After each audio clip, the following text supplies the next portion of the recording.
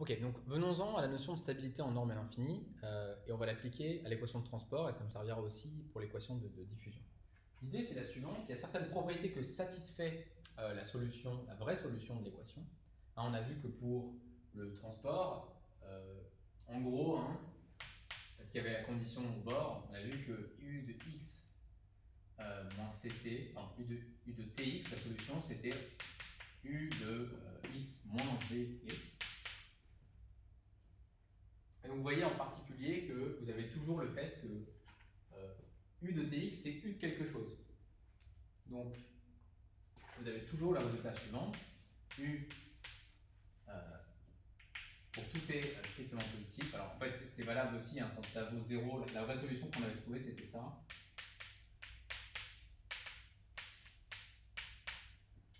Et donc pour tout est strictement positif, même pour tout est positif, vous avez le fait que la norme infinie de u de t, hein, donc ça c'est au sens de, ça c'est sur L infini de 0, 1.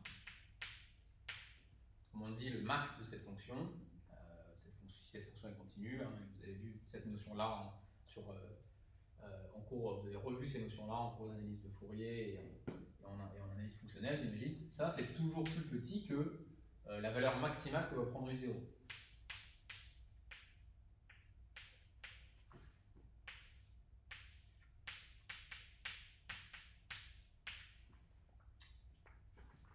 Et donc, ça veut dire quoi ça veut dire que si initialement vous avez une donnée qui est comme ça, bah, c'est pas possible d'avoir un temps plus tard la solution qui prend une valeur plus grande que ce qu'avait pris la donnée initiale. Et donc numériquement, on aimerait bien que ces choses-là se passent aussi. Okay. Très bien. Donc, c'est ce qu'on va vouloir vérifier. Et on va voir que c'est pas du tout évident que cette propriété-là est vérifiée alors que ça paraît être la base. Donc, on voudrait,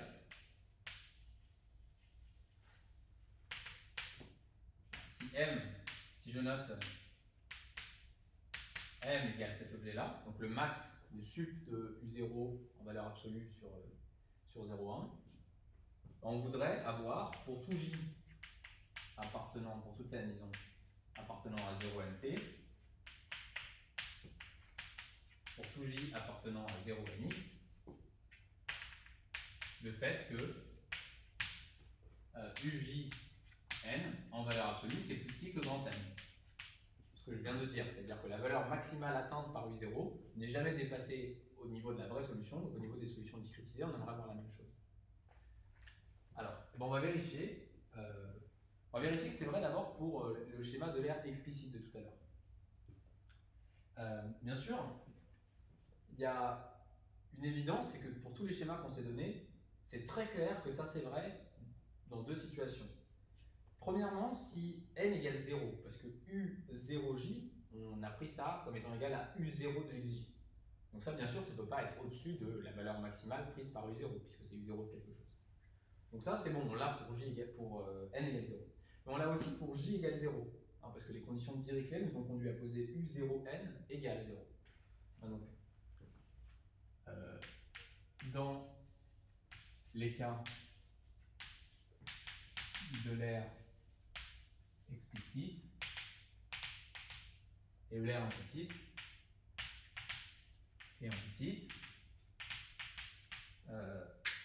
c'est clairement vrai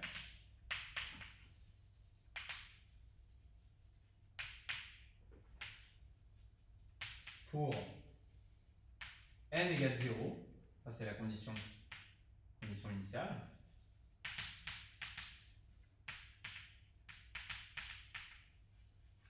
à savoir que U0, pardon, UJ0, c'est U0 de xj par construction, en valeur absolue, donc ça c'est plus petit que grand N, pas de problème. Et pour j égale 0, ça c'est les conditions au bord,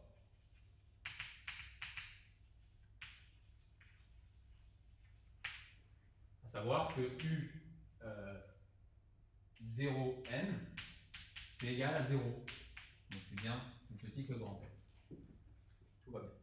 Donc reste à voir.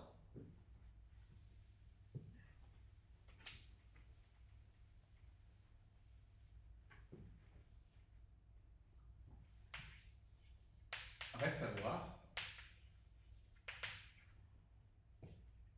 que... Alors comme on a exclu le problème de j égale 0, on a juste besoin de regarder ça pour un, ce qu'on a appelé le vecteur un tout à l'heure. Donc il reste à voir que le vecteur un, qui est donc le vecteur dans lequel on met u1n, etc. jusqu'à unxn, il est en norme infinie plus petit que grand M, c'est-à-dire que chacune de ses composantes en valeur absolue sont plus petites que grand M, pour tout n plus grand que 1. Pour n égale 1, pour n égale 0, on a vu que c'était vrai.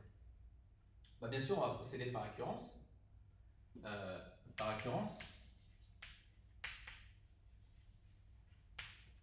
On vient de dire que c'est vrai pour n égale 0.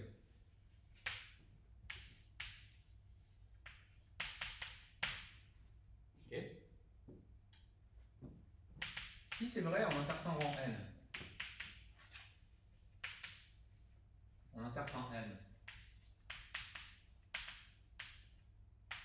qu'est-ce qu'on peut dire?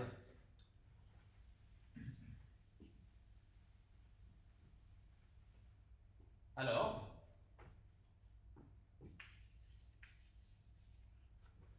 je vais vouloir montrer que c'est vrai pour un plus 1. Donc je rappelle que ujn plus 1. Alors je me place, reste à voir que, et on le fait. Reste à voir que, on le fait. Là je me place dans le cadre de ER explicite. On va voir que pour ER implicite, les choses se passent mieux, mais sont un petit peu plus difficiles à démontrer. Je me place dans le cadre de ER explicite. Ujn plus 1, je suppose que c'est. Je sais que c'est donné par référence par. Souvenez-vous, c'était 1 moins nu ujn plus nu moins 1 n. Et donc vous voyez que ça, vous qui faites de l'optimisation, c'est une combinaison convexe. C'est 1 moins lambda pour un truc plus lambda pour autre chose. C'est une combinaison convexe pour peu que, bien sûr, lambda soit entre 0 et 1, ce qui n'est pas du tout garanti a priori. Nu pourrait très bien, nu est un nombre positif, mais pourrait très bien être plus grand que 1. Donc, et d'ailleurs, si nu est plus grand que 1, bah, même si ce truc-là vaut, imaginez que ce truc-là vaut 1, si nu vaut 39, bah, j'ai moins 38 fois 1, donc j'ai un truc qui vaut moins 38 ici.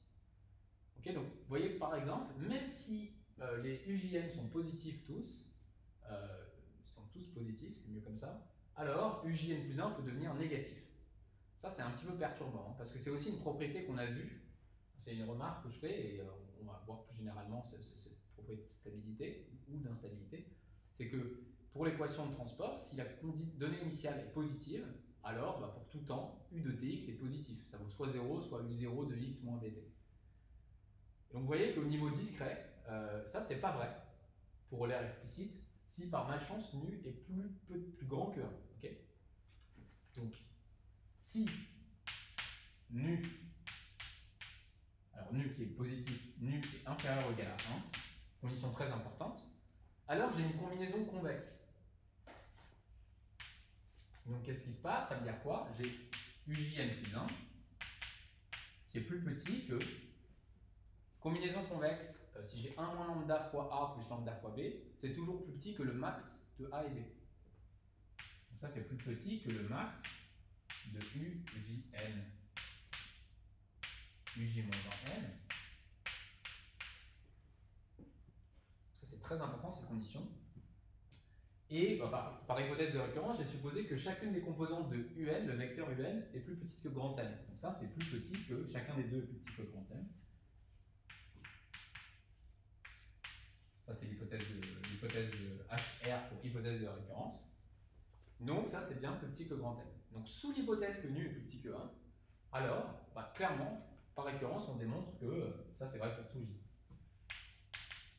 Tout j appartenant à 1 nx. Donc si nu est inférieur ou égal à 1, condition très importante, alors UJN, pour tout n, pour tout j, alors je l'écris simplement, j'ai bien UJN qui est plus petit que grand N, qui était une propriété qu'on voulait. Et je vais passer un petit peu de temps sur cette condition que nu soit plus petit que 1. Donc nu plus petit que 1, rappelez-vous, ça veut dire que V fois delta T sur delta X est plus petit que 1. Et on va voir en TP que si cette condition n'est pas vérifiée, Euler explicite, c'est une catastrophe. C'est ce qu'on appelle instable. Vous allez voir, vous partez d'un U0 tout à fait gentillet, et puis d'un seul coup, la solution va se mettre à osciller. Par exemple, U0 était positif, vous avez une solution qui fait complètement n'importe quoi en très peu de temps. Donc cette condition, elle est absolument nécessaire. On pourrait dire, c'est pas grave, ok, il faut qu'il y ait un paramètre qui est plus petit que 1. Mais c'est un vrai problème, ça. Pourquoi? En tout cas, c'est une vraie restriction. Ça, c'est ce qu'on appelle appeler cette condition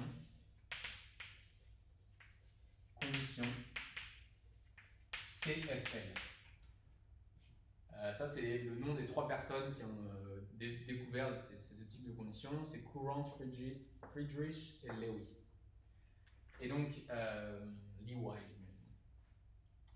Donc ça dit quoi, ça dit que, imaginez que maintenant, vous dites, oui, moi, je veux résoudre cette équation, mais je veux qu'elle soit précise. Donc, je vais prendre delta t et delta x de plus en plus petit. Et en particulier, vous dites, moi, je veux une très bonne, je vais avoir sur mon ordinateur, je veux que vraiment, j'ai une belle courbe bien lisse, donc je veux que delta x soit très petit, je veux avoir beaucoup de points en espace. Donc je veux que delta x soit très petit. Ah, mais si delta x est très petit, il est le dénominateur ici. Donc ça veut dire quoi, ça? Ça veut dire que pour que ce truc-là soit plus petit que 1, il faut aussi que je prenne delta t très très petit. C'est encore pire si par malchance la vitesse qu'on vous a donnée était grande au départ. Mais bon, en oubliant v pour l'instant, qui vaut quelque chose, a priori, ça peut être petit, mais ça peut aussi être grand. Si vous voulez une discrétisation très fine en espace, alors il vous faut une discrétisation très fine en temps pour que cette condition soit vérifiée. Donc ça, c'est une vraie restriction. On va le voir en TP. Si vous violez cette condition, c'est la catastrophe. Et je répète que c'est une condition restrictive. Si vous voulez être très précis en espace, vous devez aussi être très précis en temps. Et donc, vous allez avoir des temps de calcul qui sont rallongés. Si vous allez avoir grand nx égale 10 000, disons, vous voulez vraiment une discrétisation très fine en espace, delta x égale, nx, le nombre de points d'espace vaut 1 milliard, ça vous dit que si v égale 1, il faut prendre au moins 1 milliard de points de temps. Et donc du coup, vous avez des matrices 1 milliard fois 1 milliard à stocker, enfin, c'est l'enfer.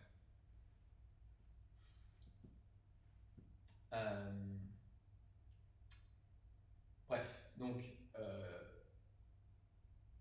c'est un drame a priori, ça dépend des situations. Selon les situations, si on n'a pas besoin de discrétiser très finement en espace, c'est pas grave, on peut quand même utiliser Euler explicite. Et donc tout ça, ça nous mène à la notion de stabilité en normale infinie, définition.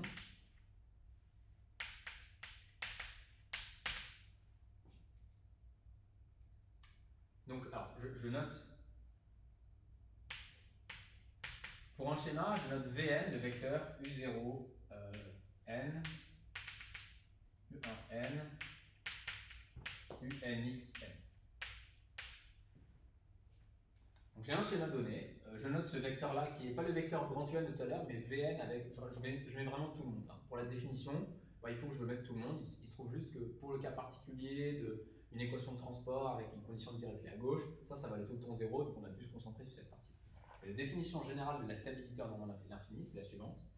On dit que le schéma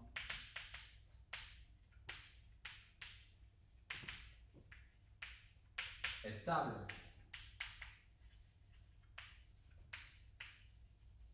en ordre L infini, si,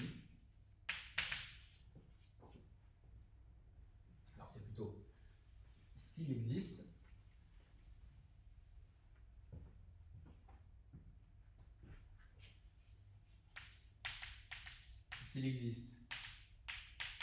cas strictement positif, tel que, alors il faut que K, bien sûr, soit une constante indépendante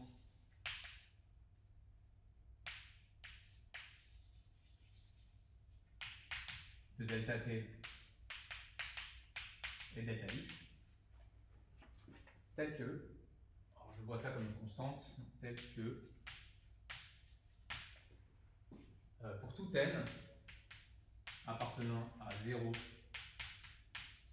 nt, pour toute condition initiale, c'est-à-dire pour tout v0 appartenant à R indice, les vecteurs que je prends ici sont de taille nx plus 1.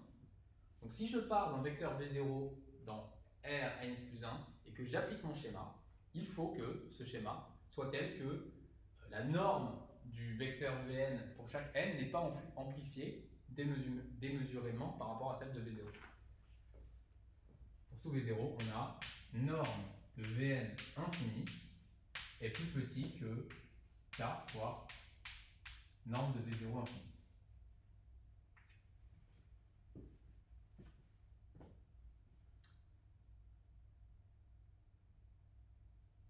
Ok.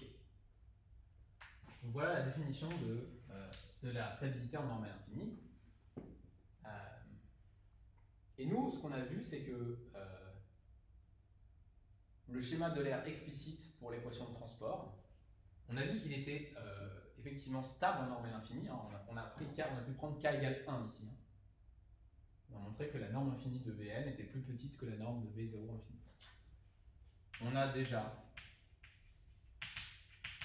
vu que le schéma de l'air explicite est stable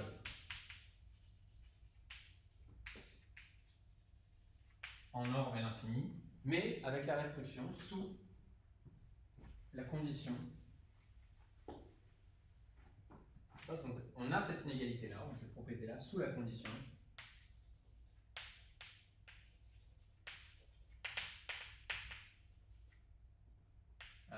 nu inférieur ou égal à 1. Alors, je vais peut-être le réécrire sous la condition v delta t sur delta x inférieur ou égal à 1. On reste à parler de la stabilité du schéma donc, de l'air implicite décentré amont pour l'équation de transport, la stabilité en norme à l'infini. Et pour ce faire, on va se placer dans la situation dans laquelle on était tout à l'heure, à savoir que on a vu que la difficulté, donc, stabilité en norme à l'infini de l'air implicite. Je ne réécris pas que c'est pour décentrer amont. Mais il reste à voir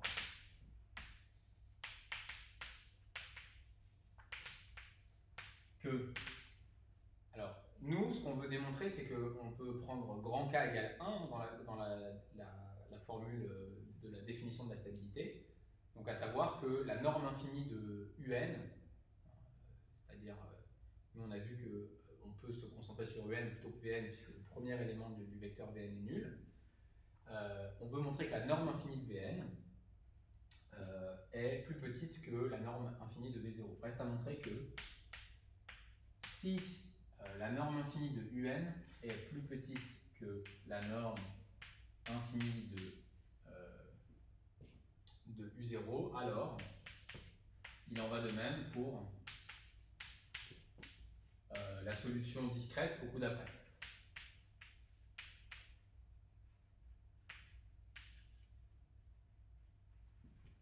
Reste à voir que ça, pour conclure,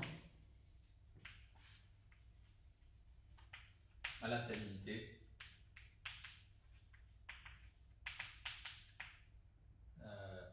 et ici ce sera avec k égale 1.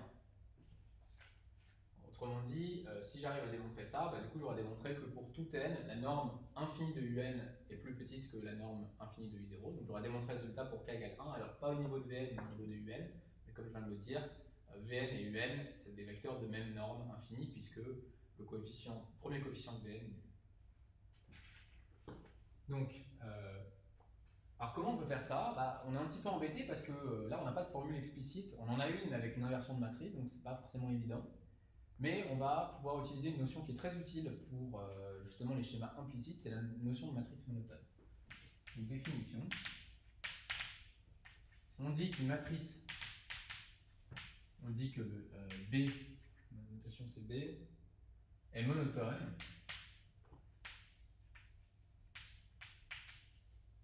B c'est une matrice ici. Si elle satisfait la propriété suivante. Si jamais, quand on l'applique à un vecteur V, pour tout V, le fait que appliquer la matrice à V donne un vecteur positif, alors je vais expliquer cette notation, hein, ça implique que le vecteur lui-même est positif. Alors, la notation être un vecteur positif comme ça veut dire que le vecteur est positif composante par composante. Hein, ça signifie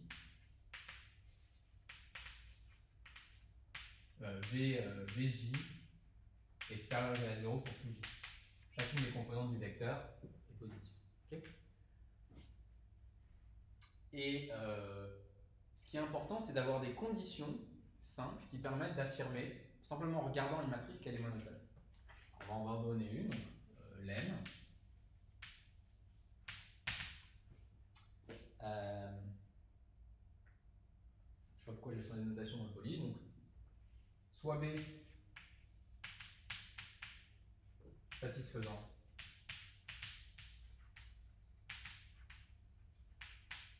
Si j'ai une matrice qui satisfait les trois choses suivantes. Premièrement, je vous fais une remarque très bête, hein, une matrice qui est monotone, une matrice très simple qui est monotone, que vous connaissez tous, c'est l'identité. L'identité, hein, ça vous dit, est-ce que quand V est positif, alors V est positif? Bah oui.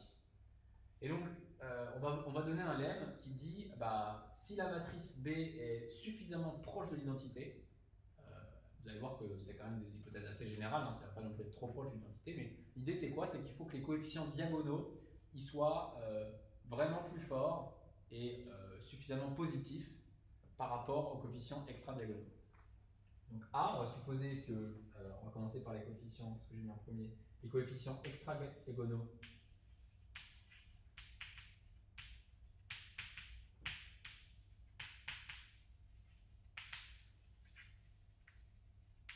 sont négatifs.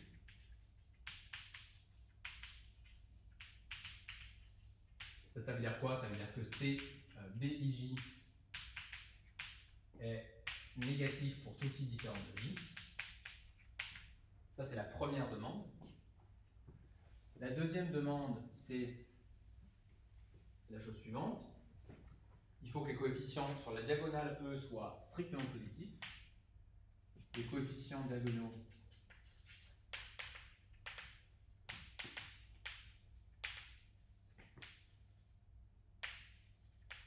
sont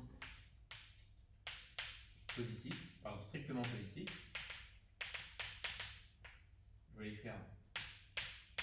C'est-à-dire que BI est strictement positif pour tout i.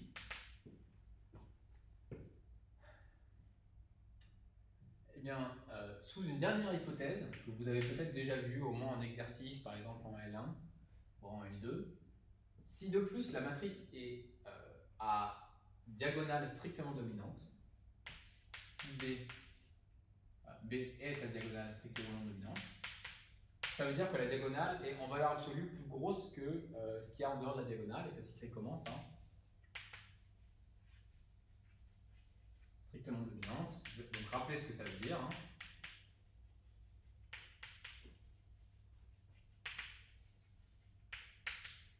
À diagonale strictement dominante. Ça veut dire quoi? Ça veut dire, pour tout i, le coefficient sur la diagonale en valeur absolue est plus grand que la somme des coefficients hors la diagonale sur la même ligne. Donc BI en valeur absolue, c'est plus grand strictement que la somme des BIJ pour J différent de I. Le strictement, une matrice à diagonale dominante, c'est supérieur ou égal ici. Alors sous ces hypothèses, alors, B est monotone. Alors ça c'est sympa, c'est vraiment sympa parce que vous voyez, ça vous dit qu'il y a une manière très simple de voir si une matrice est monotone. Vous regardez la matrice dans le blanc des yeux, si ses coefficients sur la diagonale sont strictement positifs, les coefficients hors de la diagonale sont négatifs, et si vous avez cette inégalité qui dit que les coefficients sur la diagonale sont vraiment plus gros en valeur absolue que ceux hors de la diagonale, alors B est monotone.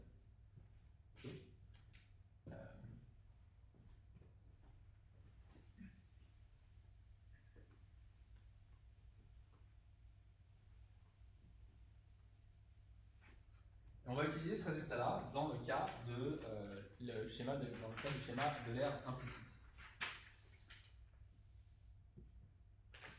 Et on va poser ici B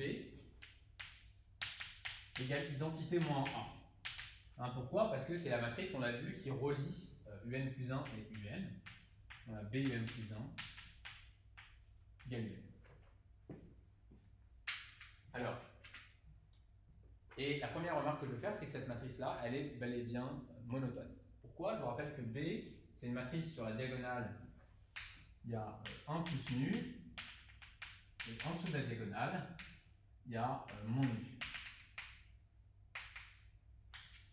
Donc, d'après le petit lemme précédent, la matrice est clairement monotone. Pourquoi? Ces coefficients sur la diagonale sont strictement positifs, ces coefficients hors de la diagonale sont bien sûr négatifs, et puis il reste à vérifier que la valeur absolue d'un coefficient sur la diagonale est plus grande que la somme des coefficients, des valeurs absolues des coefficients sur la même ligne. Et donc ça, pour la première ligne, c'est très clair, 1 plus nu, c'est plus grand que 0, et puis à la deuxième ligne, vous avez 1 plus nu qui est plus grand que nu, et pareil pour les autres. Donc, B est monotone.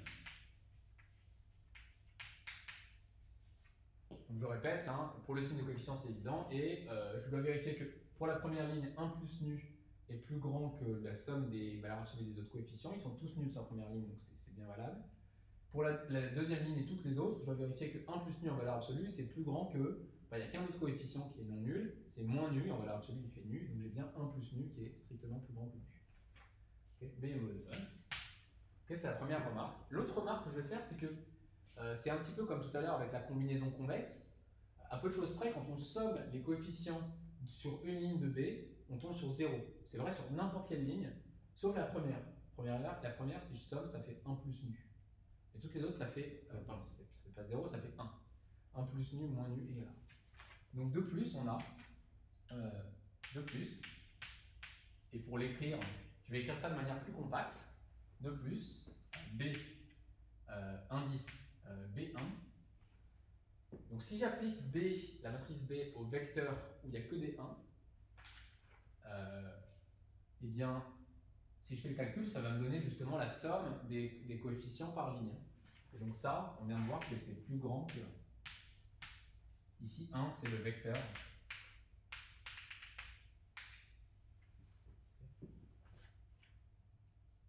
Pourquoi? Parce que ça, c'est rien d'autre que le vecteur 1 plus nu, 1, etc. Et donc, composante par composante, ce vecteur-là est plus grand que ce vecteur. Ok, je suis presque arrivé au bout maintenant, j'ai un petit peu tout mis ensemble. Je vous rappelle qu'on est en train de faire une récurrence. On est en train de dire, si UN est en norme infinie plus petit que la norme infinie de U0, est-ce que je peux affirmer que UN plus 1 aussi? Bon, et bien ça, c'est juste la combinaison de ces deux faits-là. B est monotone et B1 est plus grand que 1. En effet, qu'est-ce que je peux écrire? Moi, je sais par hypothèse que UN, en norme infinie, c'est plus petit que la norme infinie de U0. Je vais appeler ça grand M, hein, pour simplifier la notation. Et ça s'écrit de manière équivalente à la manière suivante. Ça veut dire que chacun, dans cette inégalité, elle dit que chacune des valeurs absolues des composantes de UN sont plus petites que grand M. Donc ça s'écrit avec des inégalités sur les vecteurs de la manière suivante. C'est pareil que dire que moins M1, 1 c'est le vecteur de tout à l'heure, je vais peut-être l'écrire avec un double 1 comme ça pour qu'on l'identifie bien. Ce vecteur-là, 1, moins M1, c'est plus petit que UN, plus petit que M.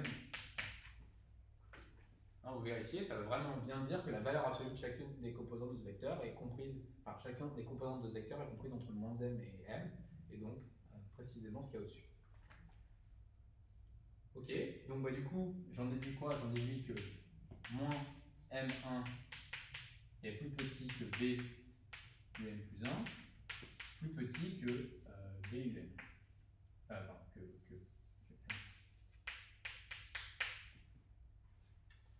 Et moi, j'aimerais en déduire, mon but en fait, c'est de pouvoir passer de cette inégalité à UN plus 1 ici. Donc j'aimerais d'une certaine manière appliquer des moins 1 partout, ce genre de raisonnement. C'est précisément ce qui permet de faire une matrice monotone. Alors là, je vais aussi dire quoi? Je vais dire que ça implique que je vais utiliser ça. ça, du coup, par étoile, cette inégalité, elle implique que moins m b1, m c'est une brave constante, b fois 1 c'est un vecteur, c'est la matrice B appliquée au vecteur 1, plus petit que b un plus 1, plus petit que m b1. Ça c'est d'après étoile.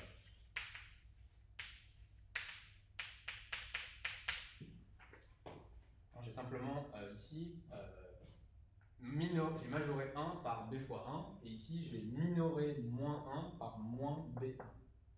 Et tout ça c'est multiplié par une brave constante. Et bien ça implique, alors je vais expliquer pourquoi, hein. Ça implique que je peux enlever les b partout. Peut-être que j'aurais dû l'écrire comme ça d'ailleurs. Ça je peux encore l'écrire.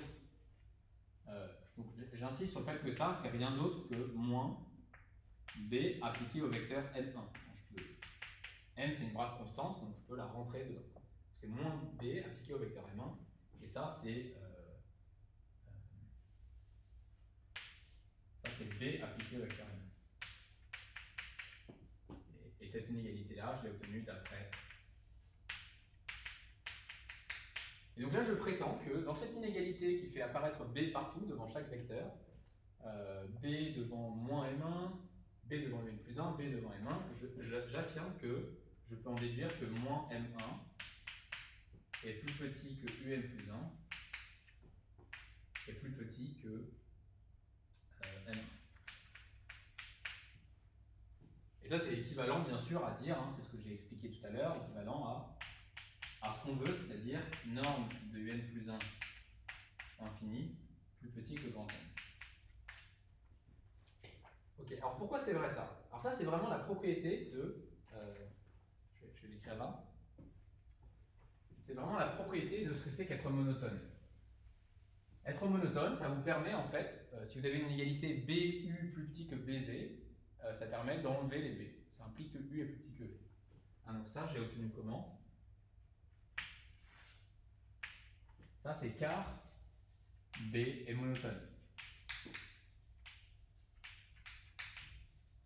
Hein, B est monotone, ça veut dire quoi? Ça veut dire que si j'ai BU qui est plus petit que BV,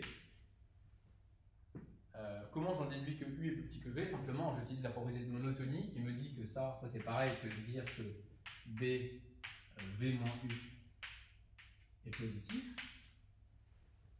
Et donc, par la propriété de monotonie, ça implique que V moins U est positif, c'est-à-dire V plus grand que U.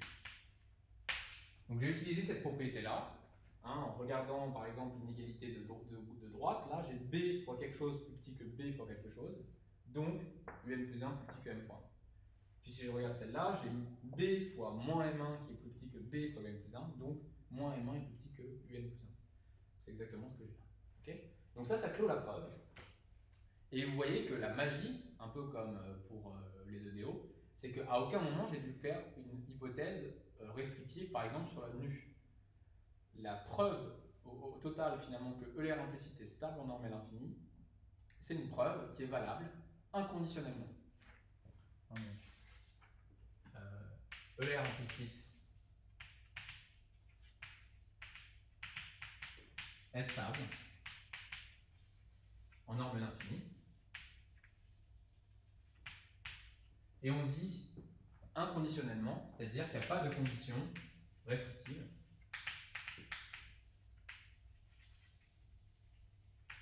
Il n'y a pas de condition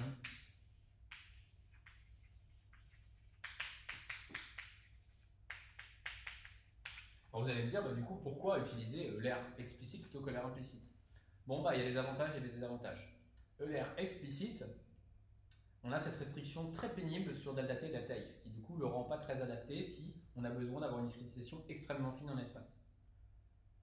Mais ELR implicite, si vous avez des matrices qui sont très très grandes, ça nécessite d'inverser une matrice. Hein, on a vu qu'il faut résoudre BUN plus 1 égale UN, donc UN plus 1 égale B moins 1 UN. Et donc, autrement dit, ça nécessite de résoudre un système linéaire. Et ça peut être très coûteux numériquement si la matrice... alors ici, elle a quand même une bonne tête, la matrice, mais plus la matrice est grosse, en tout cas, plus c'est coûteux numériquement. Et donc, on peut préférer, dans certains cas, ELR explicite à ELR implicite. Donc, ça dépend vraiment de l'application qui nous intéressent, et notamment du temps de calcul, etc. Voilà. Je m'arrête là, et puis on va passer dans la séquence prochaine à la question de l'équation de diffusion. On va proposer des schémas numériques pour l'équation de diffusion, donc il y en aura un explicite, un implicite aussi, et puis on s'intéressera à sa stabilité en norme n infini.